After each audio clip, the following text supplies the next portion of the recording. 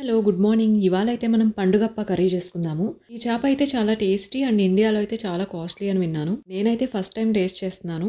అయితే ఇప్పుడు ఈ కర్రీని నా స్టైల్లో చాలా సింపుల్గా అయితే చేస్తున్నాను. ఇంకా లేట్ చేయకుండా రెసిపీ స్టార్ట్ చేద్దాం. ముందుగా ఈ పీసెస్లో ఉప్పు వేసేసి మంచిగా వాష్ చేసేసి సైడ్ పెట్టుకుని వీటిలో తగినంత ఉప్పు, కారం, గరం మసాలా అండ్ పసుపు, కరివేపాకు ఇవి వేసుకుని మంచిగా కలిపి పక్కన పెట్టుకున్నాను. ఆ తర్వాత ఆనియన్స్ కట్ చేసేసి స్టవ్ మీద ప్యాన్ పెట్టేసి ఆయిల్ వేసేసి వేడయ్యాక జీలకర్ర, చెక్క, లవంగాలు అండ్ యాలకులు వీటినైతే ఆయిల్లో వేయాలి. ఇంకా మసాలా అయితే పట్టవసరం లేదు, ఈ ఫ్లేవర్ వచ్చేసింది కర్రీకి అంతా. తర్వాత కట్ చేసి పెట్టుకున్న మిర్చి, ఆనియన్ వేసేసి ఒకసారి అయితే కలిపేసి కొద్దిగా సాల్ట్ వేసి మూత పెట్టేసేయండి. ఇవి మగ్గుతూ ఉంటాయి చక్కగా. ఈ లోపు అల్లం, వెల్లుల్లి వీటినైతే నేను మిక్సీ పట్టట్లేదు, వీటిని కూడా మంచిగా తురిమేస్తున్నాను, అయినా సరే టేస్ట్ బాగుంటుంది. ఆ తర్వాత చింతపండు కూడా నానబెట్టుకుని సైడ్ పెట్టుకోవాలి. అండ్ ఈ లోపు ఈ ఆనియన్స్ అయితే మంచిగా ఫ్రై అయిపోతాయి. వీటిలో ఈ అల్లం, వెల్లుల్లి తురుమును వేసేసి మంచిగా ఫ్రై చేయండి అడుగంటకుండా. ఇది కూడా మంచిగా ఫ్రై అయ్యాక సైడ్ పెట్టుకున్న చేప ముక్కలను అయితే వీటిలో వేసేసి గరిటతో అయితే కలపొద్దు, ఇలా నేను చూపిస్తున్న విధంగా అయితే మిక్స్ చేయండి. నెక్స్ట్ మూత పెట్టేసి ఒక 10 మినిట్స్ అలా మీడియం ఫ్లేమ్ లో ఉంచేస్తే మంచిగా చేప కూడా ఫ్రై అవుతుంది. ఇంకా నేనైతే ఉప్పు, కారం ఏమయ్యాను, ఎందుకంటే ఆల్రెడీ చేపల్లోనే వేస్తాను కాబట్టి ఇంకా లాస్ట్ వరకు కూడా